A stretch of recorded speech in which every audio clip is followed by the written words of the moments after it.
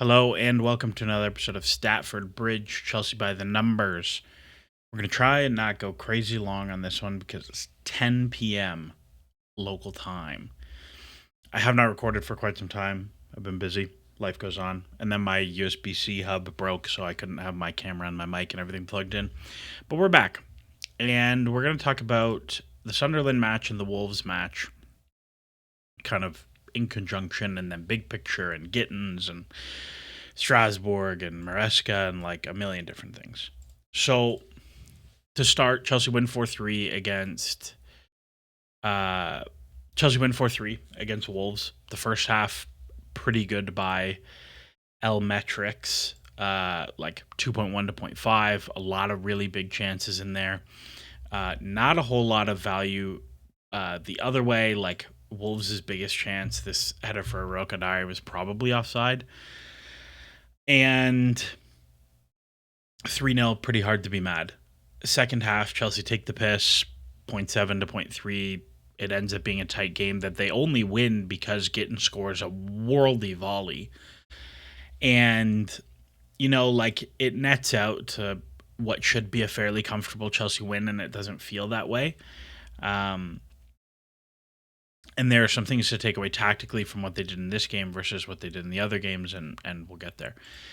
Against Sunderland, Chelsea lose 2-1 to a late transition goal that is talked to death at this point, so we're not going to spend that much time on it.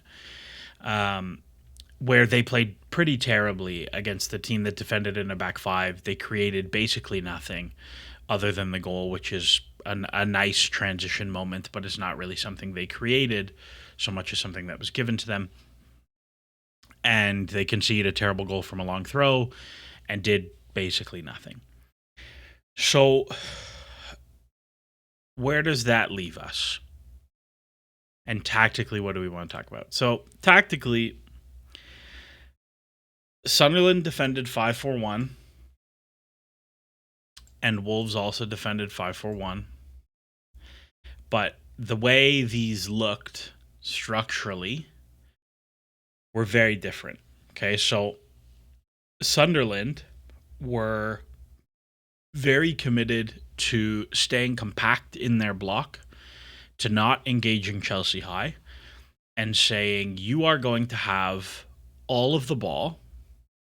And that is very much borne out in the possession, like it's a 70-30 game. I think Chelsea had the most passes in the opposition half of any game they've had this season, something like that, 305. Reece James had an inordinate number of passes. And they were very committed to stay compact, give nothing.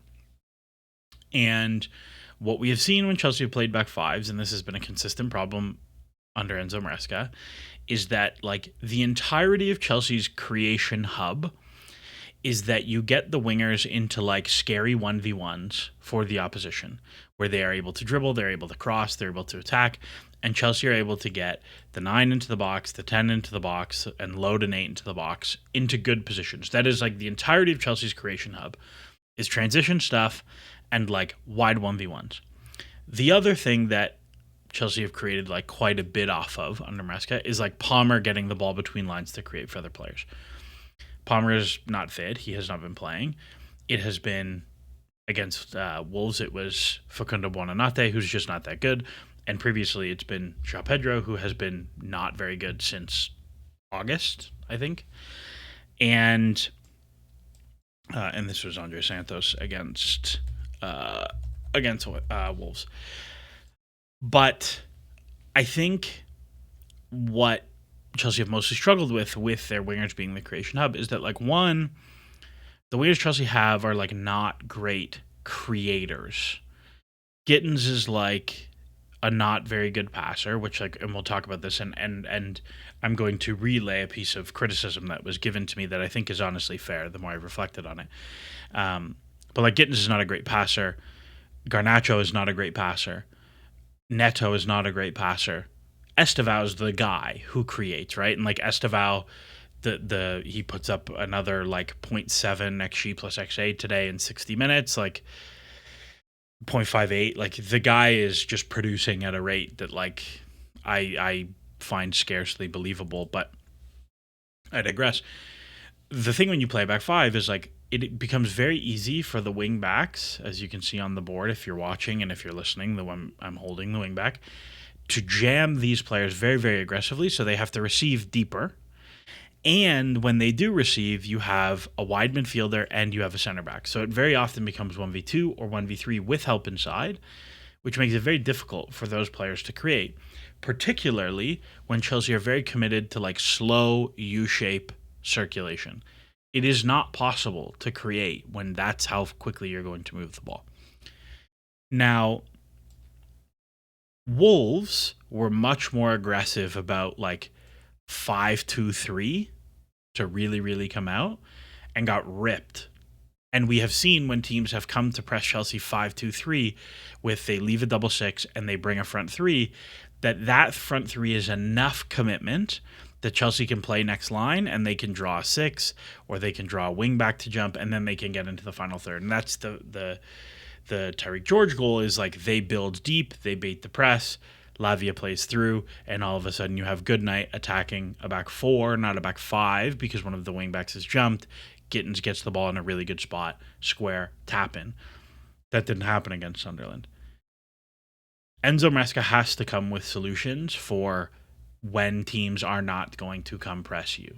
That even if you go back and you build all the way back, they say, no, thank you, I'm not coming. Have fun, build with your goalkeeper again. We don't care. Chelsea have not found solutions to that under Enzo Maresca. What I will say is like, this is a thing that is not unique to Chelsea. It is hard to create chances against those teams without leaving yourself wildly open in transition.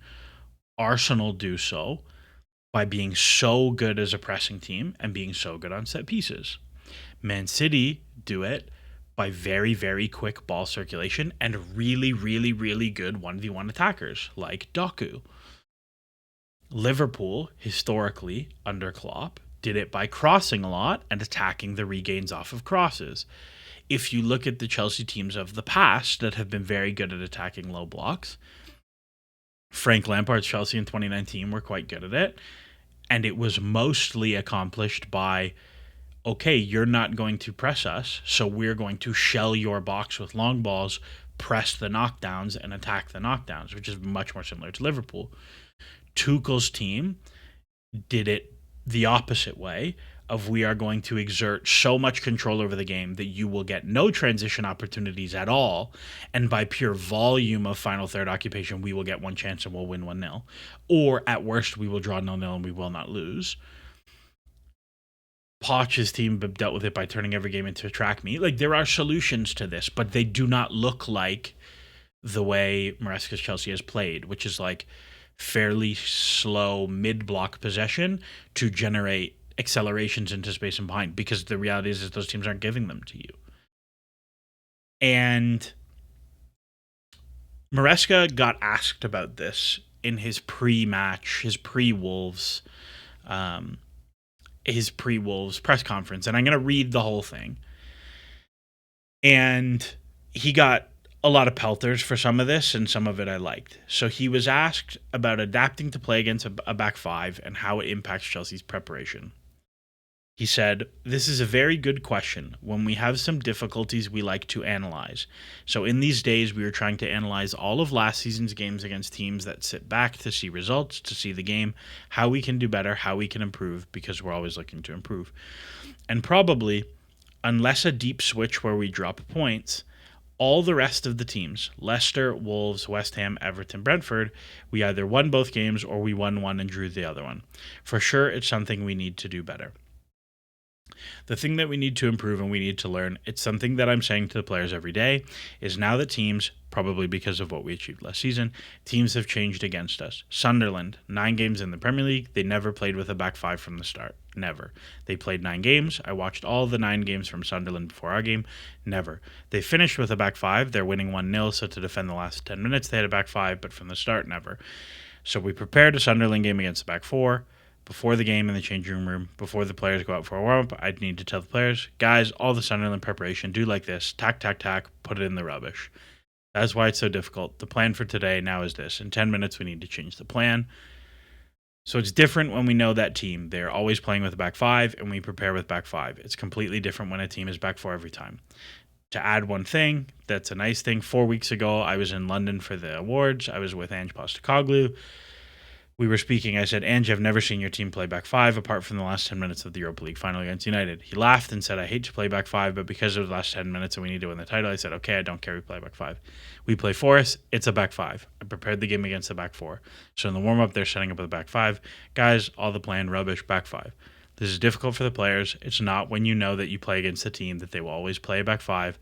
Okay, we prepare a week or two, 3 days for how we can win the game, and we know how to win the game. The problem is when you face a team that they're back four, arrive here, back five, sit back, it's more complicated. This is the only difference. Okay, there was a lot of monotonous Enzo Maresca reading. What I think about this, I think, is like very indicative of Maresca's approach to management in general. I think Maresca coaches like an analyst. And some of that I like. I think if you give Maresca sufficient time to prepare, if you say, Maresca, an opponent is going to play this way with these players, and you give him the time to prepare for that opponent playing that way with those players, he is good. He is a good tactical coach. I think he comes up with good solutions. He sets the team out in correct ways to exploit those things, and the team looks good.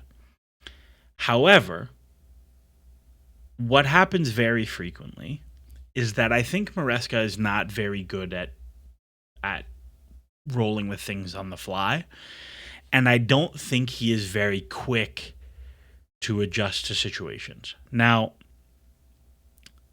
that's okay. Like, the reality is people want, if you think about what people want in a manager, right? Like, they want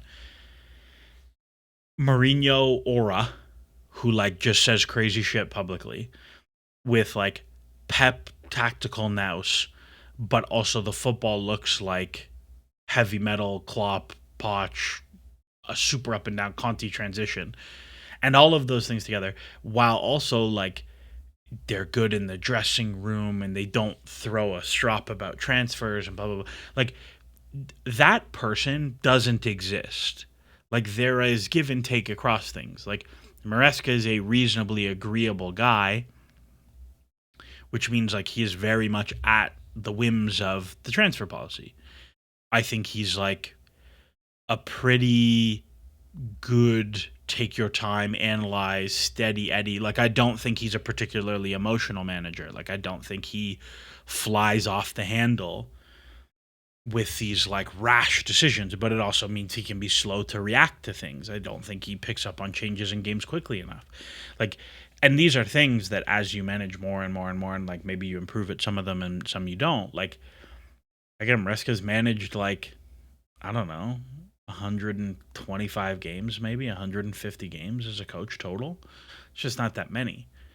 So when I look at things like this and I say, one of the things I really like, there was another tweet that came out today about how like Maresca has basically put all of his analysts this week to the task of like, okay, how do we break down these back fives that aren't going to come out and engage us? That's a big green flag to me, that you can go and be like, I don't have every solution, but I have this staff of coaches and analysts where like the reality is, if you are an analyst at a big club, like, you are probably very good at what you do.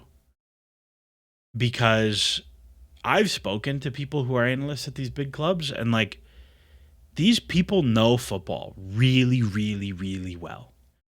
Usually, they are flawed in some way that they end up as just an analyst. Maybe they don't have the presence of a coach, or they don't have that background that has led them to it, or maybe they're not interested in it, or whatever.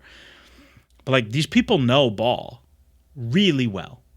So for Maresca, as effectively the leader of this workplace, to say, hey, all right, let's crack in. Let's look at everything. Let's look at the data. Let's look at the video. What can we do to fix this? Big green flag to me. Now, what I will say is the ideas he has shown at this point are somewhat disappointing. Like, you look at the Wolves game where Chelsea play vaguely better. Part of it is Wolves are just worse than Sunderland. Part of it is the Andre Santos goal happens off of like a terrible Wolves giveaway. It wasn't a structural thing Chelsea created, and that opens everything. The second goal is a very specific movement created to attack those things. And the third goal is a transition off a press. So, like, one of the things that has repeatedly come up this season is Chelsea's overall performance goes the way the press goes. If the press is good and they're generating transitions, everything works better. But when the press is bad and you are starting possessions from deep all of the time, it becomes very difficult to create enough. That's not a structural solution to this. That's just Wolves are bad and you played better. I say this fairly frequently, but the number one adjustment is the play better adjustment, which Chelsea just played poorly against Sunderland. And there are many times where they play much better in that game, even with the structural difficulties of playing against the deep back five, and they win the game, and we're not really talking about these things. That being said, I have been fairly disappointed with the ideas that he has broken out for the situation, not least because this has been a thing, right? If you look at the history of their games against back fives, like if I go look at last season in terms of the back five games, Wolves, they win big, they don't create that much. Palace, they play really well, no problem. Forest, they play pretty well, no problem. And then you get into like Brentford, not great. Everton, not great. Fulham at home, they play pretty bad against the five. Palace away, not great against the five. West Ham home, not great against the five. It wasn't Brentford away, not great against the five. Fulham away, okay, whatever. But it just wasn't great at any point. Like at the beginning, it was okay. Forest and Palace, it was not bad, and even the beginning of this season, they played quite well against Palace, right? Like the first game of the season is a game that you win very frequently. But I'm somewhat disappointed that it's taken kind of this long. And in the same vein of like he's a little bit slow to react to things, it's taken a bit long to be like, okay, we should probably address this more clearly. So that's what I think about the back five stuff. In terms of tactical things and players I like and things that they did differently, I thought Gittins was quite good against Wolves. And one of the pieces of feedback that I received from somebody who is very frequently in the streams was like, I am extremely critical of Jamie Gittins. And that is true.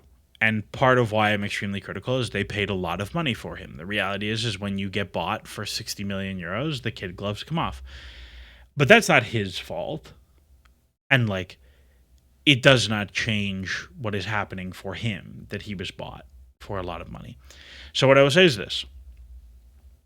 If you look at Gittins' performances against Ajax, he wins man of the match with an assist that is not a real assist. It's like a pass to Caicedo for a long shot. He, quote unquote, created a lot of chances, which just means by 5 shots created, all that means is 5 passes he had led to a shot. Those 5 passes cumulatively led to less than half an expected goal. I think that is even a generous expected assist number for the passes he created. Again, against an Ajax team that had 10 men for most of the game, that's not a great performance to me. What I will say, by comparison, is the Wolves game, to me, you see and you're like, well, that's basically the same XG plus XA. Much, much, much better performance. One, I think the big thing for me is the Tyreek George goal is exactly the kind of chance that he should be creating very frequently. And like the XA on this is totally wrong because it's a 0.98 chance or whatever, and they're only giving him half. So I don't know what's going on with up to there. So it's actually much better. But to me, the thing that stands out the most about the Wolves game is the relentlessness with which he continues to drive 1v1s in this game, where even though Wolves are back 5, or like 4.5, right? is much, much, much, much, much, much more intense. Where against Ajax, it was a lot of like, I am going to settle for this deep, deep, deep cross. Whereas against Wolves, it was much more, I am going to drive and get into the box from the wide area. Now, in terms of the decision making that comes out of that, I think there are some things that can improve, and there are some things that I liked. So, a thing that I liked is that whenever he got the center back, he was much more decisive about, like, I'm not dancing now. We're going because I'm faster than you. And that is the Tyreek George goal of he gets the ball 1v1 against an ISO defender, whether it's a fullback, center back, doesn't really matter. No help, and says, I'm going to set you up, and then I'm going to take a big punch past you, and I'm going to square it. When Gittins receives in these wide areas, as a point of improvement, a thing for him is this cut inside floated cross to the back post is not that valuable a pass.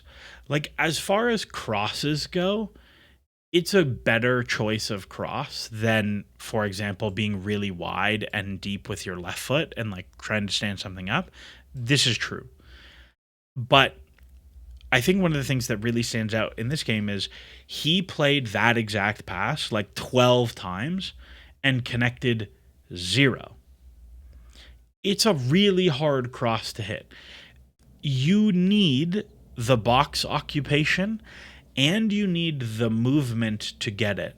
And so one of the things that I would urge him to consider when he arrives in that situation of like, I have this player and I'm cutting inside, is if you have some sort of counter movement, like perhaps a 9 showing feet that drags the center back so you can get a 10 behind him, right? Like if you think about the goal João Pedro scored against AC Milan in preseason, that's exactly that movement. 9 shows feet, he arrives behind. Like that's an action that I'm like, oh, yeah, that's the one you want to play the cross.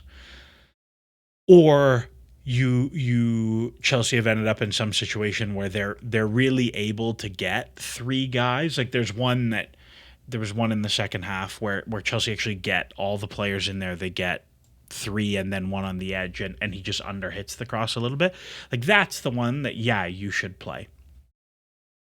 But what I would encourage him to look for much more is when you get into this dribble here against a fullback or a center back who does not have help, you really have 2 options. One is you need to get an assist, a shot assist from here. So that assist zone, like next to the 6-yard box, but deep, that you are either playing squares or you are playing cutbacks, and it is on the ground. Because if you think about all the things that you can create from that moment, you have the square for Tyreek George for the goal, which is great because he makes a great run, he gets into a good spot, and I want to talk about Tyreek. But you can imagine there are lots of worlds where like maybe that defender recovers and George drags everyone deep and it's a cutback for Estevao or whoever. That is also a really valuable, great chance. And if you pick out nobody, but you put it into that good spot, sometimes you get own goals, sometimes you get buffed clearances that fall to somebody else to score, sometimes you get, a lot of times you'll even just get a corner and it's like whatever, but a corner is a good thing. So that's one spot you want to look for. And the other is, can you get yourself a shot inside the width of the 6-yard box and inside the penalty area?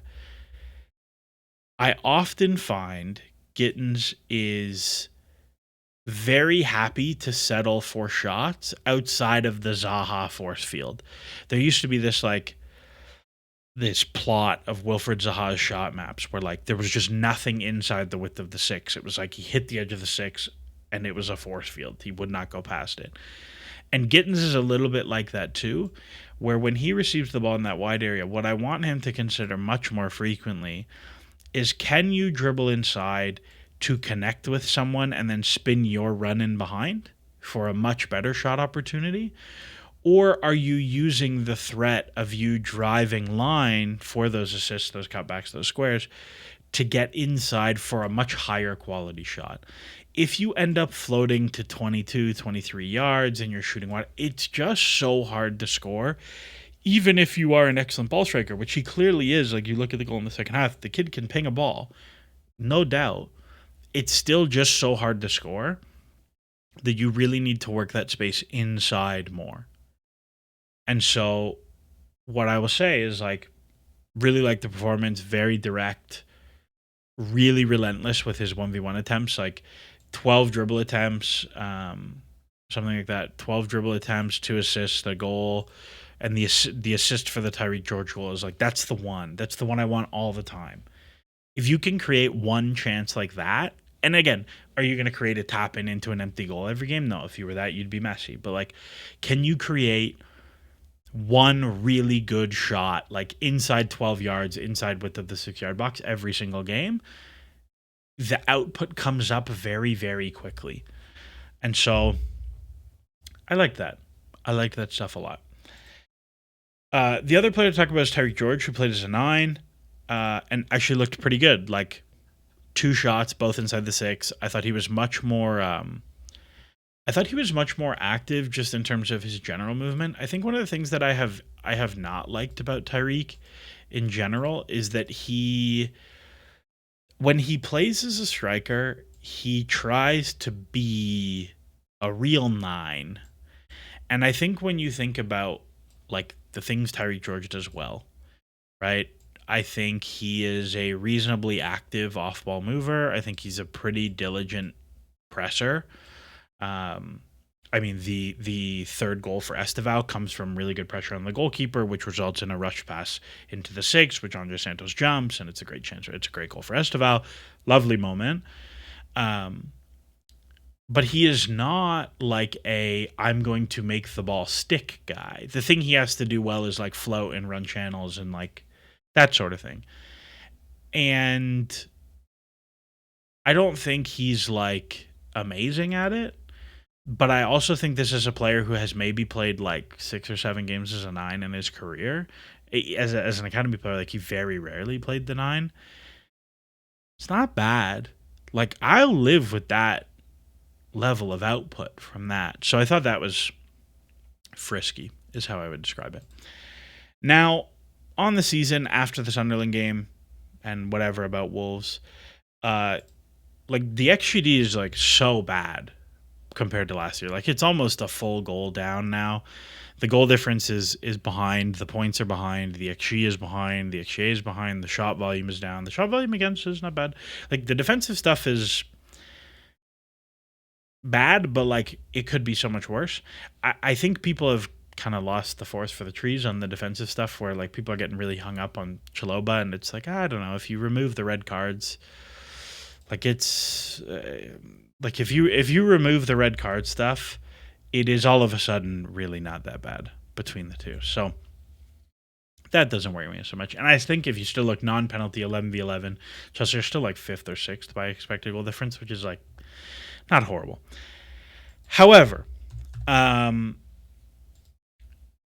we are now 9 games in.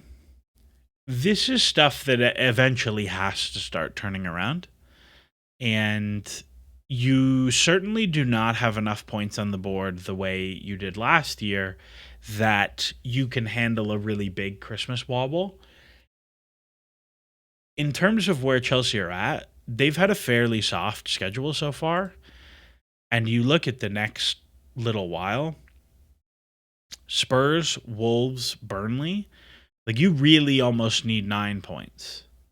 You really do. And then you've got Arsenal, and then you've got Leeds, and then you've got Bournemouth, and then you've got Everton, and then you've got Newcastle, and then Villa, and then Bournemouth, and then City. Like the holiday period is brutal this year. So, like, this is not... You've not put yourself in a good position to make the most of it.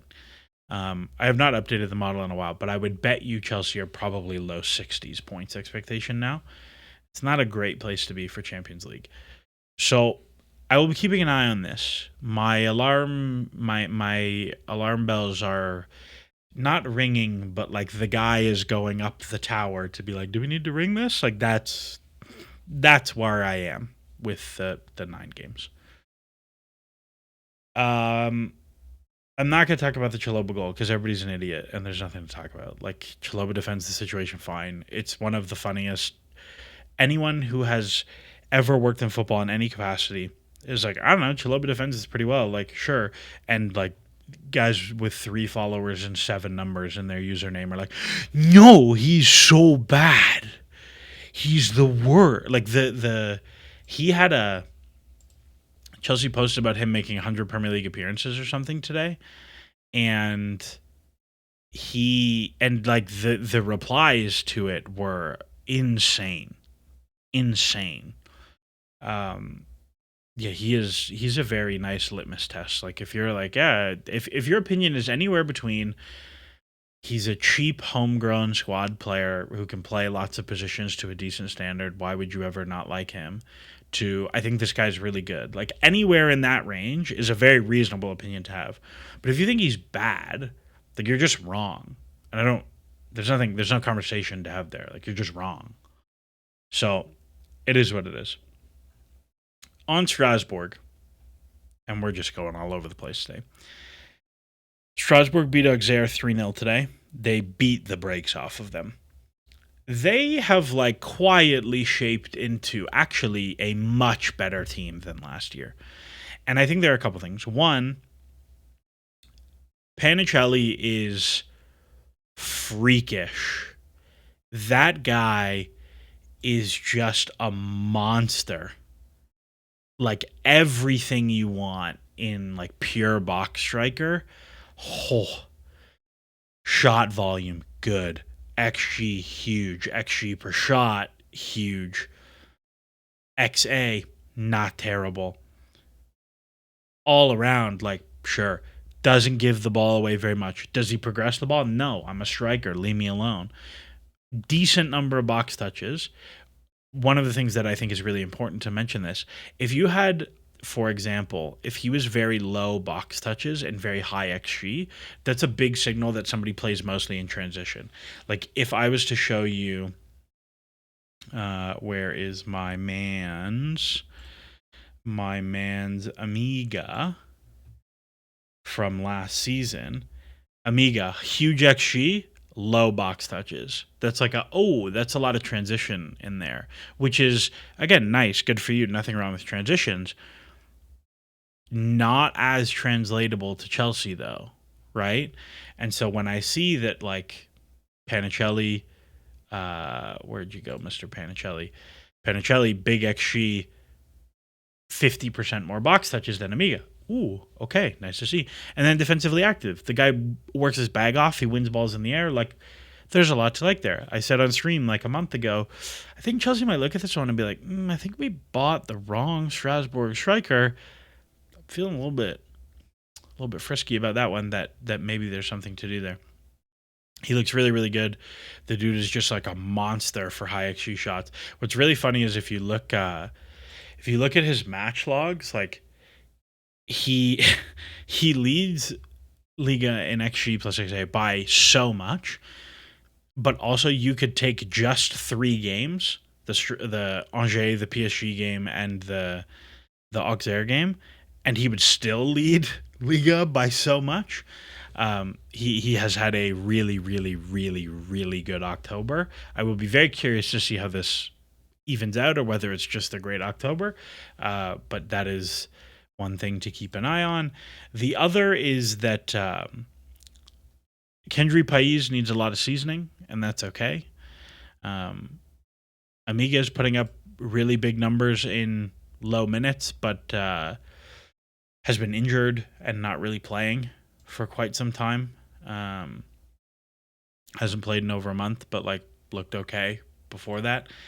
And the other player that everybody wants to talk about is Mike Penders, who is playing basically every single game for them, and has now come back to about even on his XG, which is a really good place to be.